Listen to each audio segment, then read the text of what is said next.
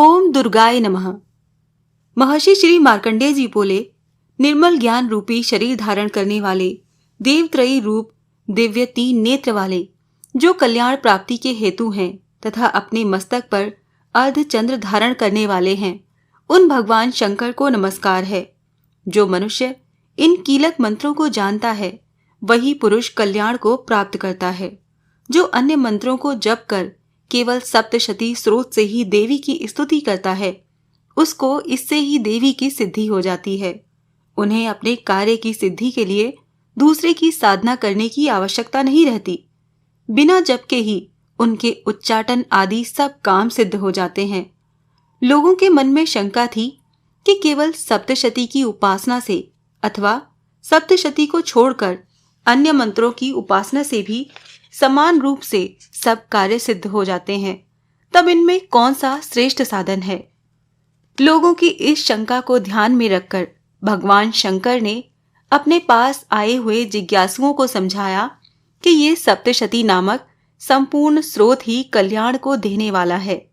इसके पश्चात भगवान शंकर ने चंडिका के सप्तशती नामक स्रोत को गुप्त कर दिया। अतः मनुष्य इसको बड़े पुण्य से प्राप्त करता है। जो मनुष्य कृष्ण पक्ष की 14 अथवा अष्टमी को एकाग्र चित्त होकर देवी को अपना सर्वस्व समर्पित कर देता है और फिर उसे प्रसाद रूप में ग्रहण करता है, उस पर दुर्गा प्रसन्न होती है, अन्यथा नहीं होती। इस प्रकार सिद्धि के प्रतिबंधक रूप कीलक के द्वारा भगवान शंकर ने इस स्रोत को कीलित कर रखा है। जो पुरुष इस सप्तशती को निष्कीलन करके नित्य पाठ करता है, वो सिद्ध हो जाता है।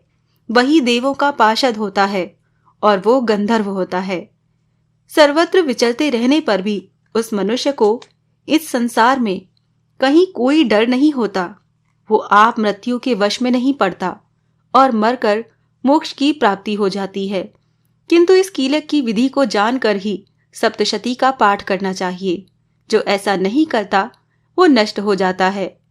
कीलन और निष्कीलन संबंधी जानकारी के पश्चात ही ये स्रोत निर्दोष होता है, और जो विद्वान पुरुष इस निर्दोष स्रोत का ही पाठ आरंभ करते हैं, स्त्रियों में जो कुछ सौभाग्य आदि दिखाई देता है, वो सब इस पाठ की ही कृपा है। इसीलिए इस कल्याणकारी स्रोत का सदा पाठ करना चाहिए। इस स्रोत का शनै शनै पाठ करने से ही स्वल्प फल की प्राप्ति होती है। इसीलिए उच्च स्वर से ही इसका पाठ आरंभ करना चाहिए। जिस देवी के प्रसाद से ऐश्वर्य, सौभाग्य, आरोग्य, संपत्ति, शत्रुनाश तथा परम मोक्ष की प्राप्ति होती है, उस देवी की स्तुति मनुष्य को अवश्य करनी चाहिए।